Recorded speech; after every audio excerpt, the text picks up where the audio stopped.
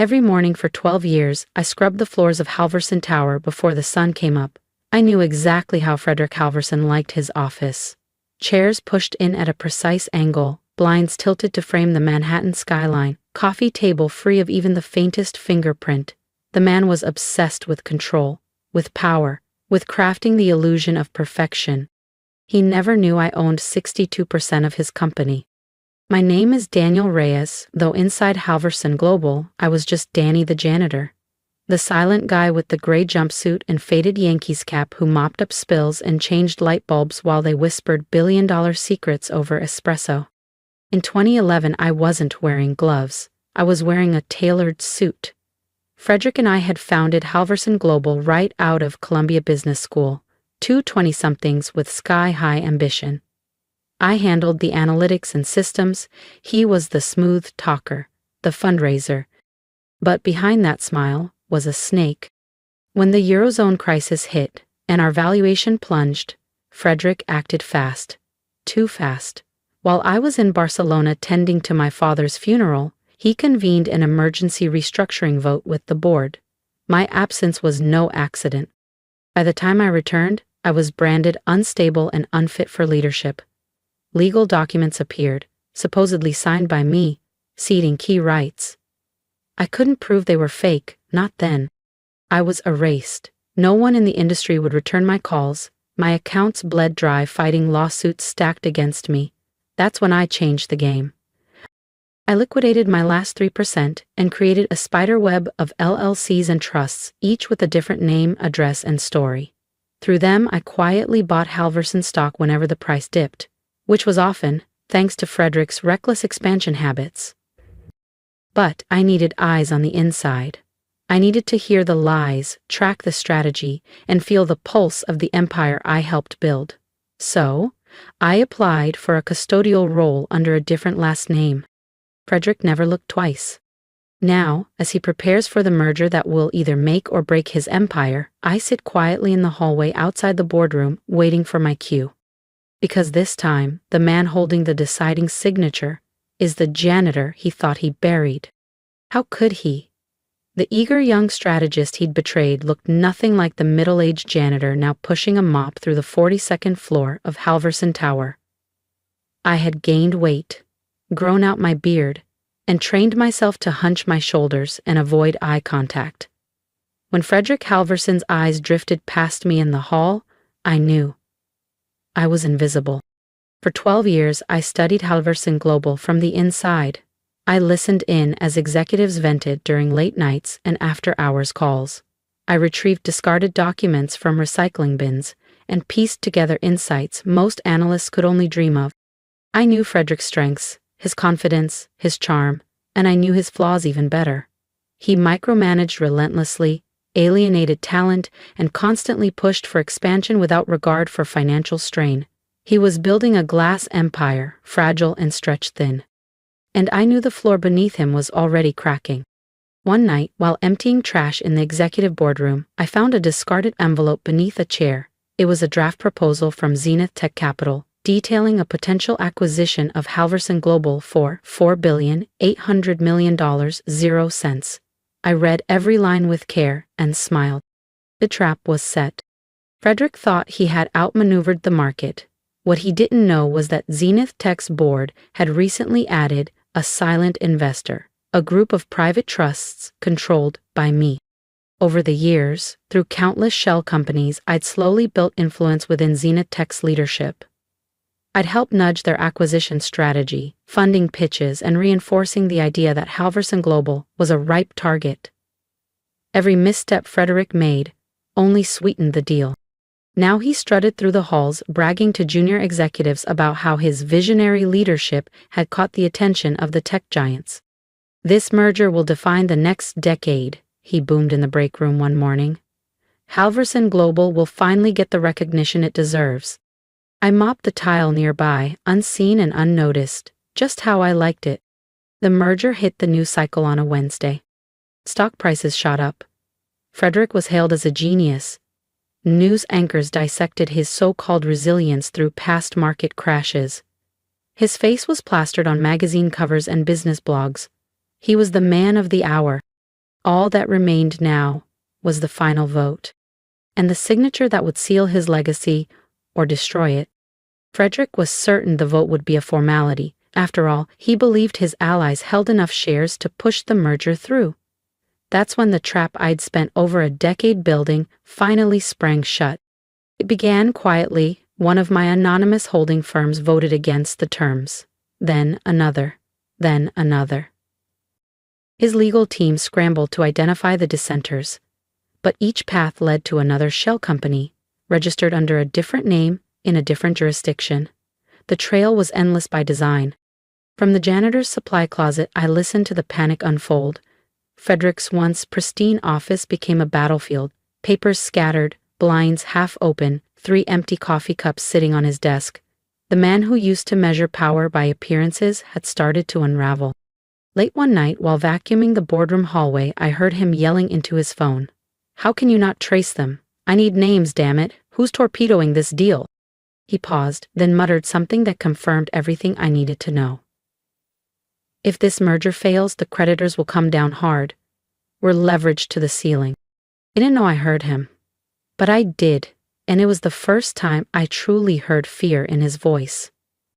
That evening, as I emptied his trash one last time, I took a moment to glance at the wall of accolades, magazine features, faux awards, framed headlines. Frederick Halverson, the architect of tomorrow. The irony nearly made me laugh.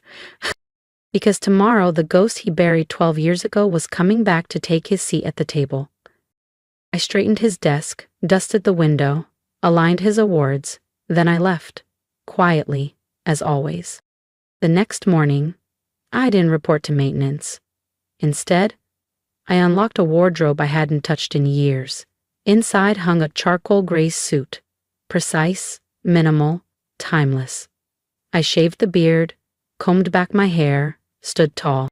Daniel Reyes, co-founder and controlling shareholder of Halverson Global, had returned. At 9:45, I entered through the glass front doors of Halverson Tower, the same ones I'd polished for over a decade. The receptionist blinked in confusion. Jim, the security guard, gave me a second glance, recognition flickering in his eyes, but saying nothing. I stepped into the executive elevator, now not as staff, but as the man they never saw coming. As the elevator ascended, I smiled at my reflection in the polished brass panel. It was time. If you followed me this far, you already know, some stories aren't about revenge, but revelation.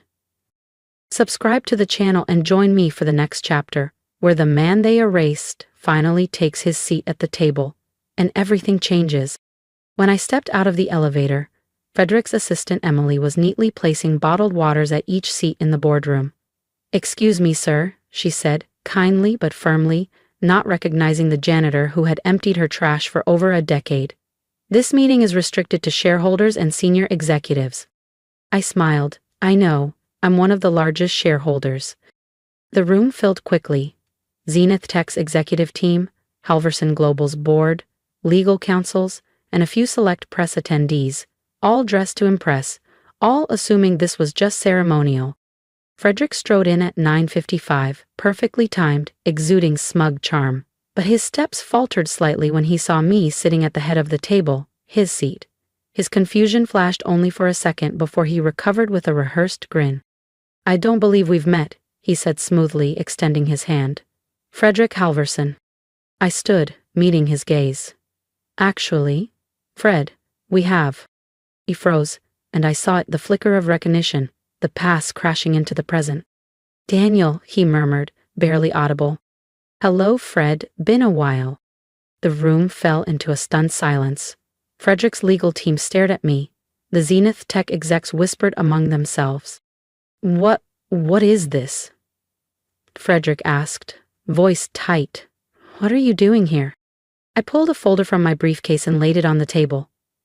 "I'm here to vote on the merger. Or rather, my firms are. Reyes Capital, Peregrine Holdings, Iron Bridge Ventures." Frederick's face drained of color. "That's not possible. You sold out." "I made sure." "You made sure I sold my name?" I cut him off. "But not my power. I spent 12 years buying my way back in. Carefully, quietly. His legal counsel scrambled through files, eyes darted, fingers clicked on calculators. 62%, I said clearly. That's how much of Halverson Global I now control, which means this merger doesn't happen unless I say so. The Zenith executive finally spoke. Mr. Halverson, what's going on here? I turned to the room. Let me take you back to where Halverson Global began. 2 partners, 1 vision, and 1 betrayal during the 2011 market collapse. For the next 20 minutes, I laid it all bare. Every forged document, every lie, every stolen vote. And I didn't raise my voice once. Because power doesn't need volume, it just needs timing. I laid it all out. The emergency board vote that happened while I was burying my father, the forged signatures, the fabricated accusations meant to smear my name. Then came the testimonies. Former board members, some retired, some bitter, finally admitted their roles in the betrayal. So you see, I concluded, Frederick Halverson isn't the visionary CEO he claims to be. He didn't build this company alone, he stole it, and he's been burning it down ever since. That's a lie. Frederick shot to his feet, his voice sharp with panic. I saved this company. Everything it is today is because of me. I tilted my head. Is that why you're so desperate to push this merger through? Because Halverson Global is thriving? Or is it because the loans you use to fund your aggressive expansions are maturing and the accounts can't cover them? The Zenith Tech delegation began whispering urgently. Their lead counsel stood. We need to pause this proceeding immediately. If Mr. Halverson's authority or the financial records are in question, the merger can proceed, I said smoothly, just not on Frederick's terms, and certainly not with him as CEO. Frederick lunged. The polished, controlled image shattered in an instant. But before he could reach me, 2 security guards restrained him, the same men he once screamed at over spilled coffee and smudged floors. You can't do this, he bellowed. This is my company. No, Fred, I said, steady and cold. It never was. And now? Everyone finally knows it. The next few hours descended into corporate chaos. Zenith's lawyers began poring over financials. Halverson's board, sensing the shift, quietly began disassociating from Frederick. Executives loyal to him suddenly remembered meetings they had to attend elsewhere. By evening, an emergency board vote removed Frederick Halverson as CEO, and Daniel Reyes, was appointed interim CEO of the very company I once mocked. Before I left the conference room, I shared one final truth with the stunned board. For the past 12 years, I've worked in this building as a janitor. I've cleaned your offices, listened to your meetings, and observed everything. I know who's been coasting. I know who's been loyal. And I know how to rebuild what Frederick destroyed. Their silence was deafening. Later that night, with the building nearly empty, I returned to the janitor's closet for one final time. I changed into my old uniform and walked the familiar halls. Not to clean, but to say goodbye to the man no one ever saw coming. The only people who'd ever treated me like an equal stood in the break room, still in their uniforms. Wait, you're really the new CEO? Jose, the night janitor who'd shared 1,000 silent shifts with me, stared in disbelief. I nodded. I am, and my first act as CEO is raising wages for every maintenance and support staff member in this building. This company runs because of you, even if the executives never noticed. I finished my final shift not in the janitor's closet, but in the corner office that now bore my name, the same office I'd polished for 12 years before sunrise. I adjusted the desk to its perfect right angles, not out of obligation to Frederick's preferences, but because some routines just stick. Movement caught my eye. Frederick was in the hallway, flanked by security, a cardboard box in his arms. His designer suit looked rumpled, his expression bitter, stunned. He paused outside my office, eyes scanning the janitor's uniform I still wore. 12 years, he muttered. You cleaned floors for 12 years, just for revenge? I stood tall, finally eye to eye with the man who once erased me. No, Fred. I spent 12 years learning every inch of the company you thought you stole. The cleaning, I smiled. That was honest work, something you never understood. He didn't respond, just turned and walked away. his once confident footsteps fading down the hallway. For the last time.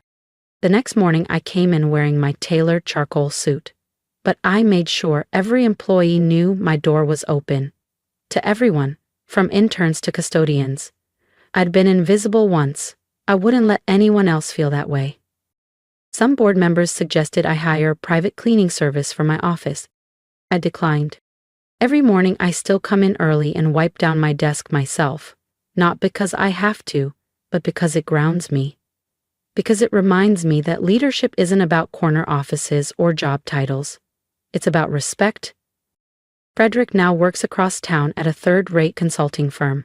I hear he tells stories about his CEO days. No one really believes him anymore. And me? I'm exactly where I belong, leading the company I helped build, watching it thrive, this time with heart.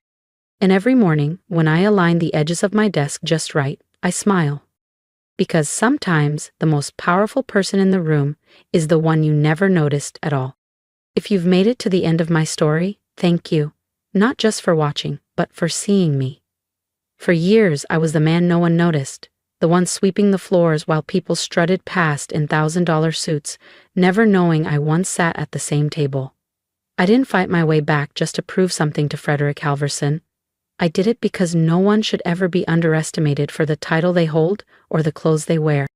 If this story spoke to you, if you've ever felt invisible, overlooked, or dismissed, leave me a comment below. I want to hear your story. I want to know who you are beneath the surface. Because maybe you're not just a name on a badge or a role on a roster. Maybe you're the heart of something far bigger than they realize.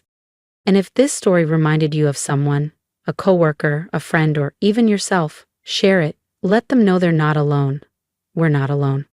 Most importantly, subscribe to this channel, not because of me, but because of what we're building here, a space where resilience is power and quiet strength wins, a place where stories like mine, and maybe yours, don't go unheard. And remember this, power doesn't always announce itself. Sometimes it waits, sometimes it watches, and sometimes it's wearing a janitor's uniform, biding its time until the world is finally ready to listen. So, what will your story be? Let's talk about it in the comments. I'm listening, and I'm rooting for you.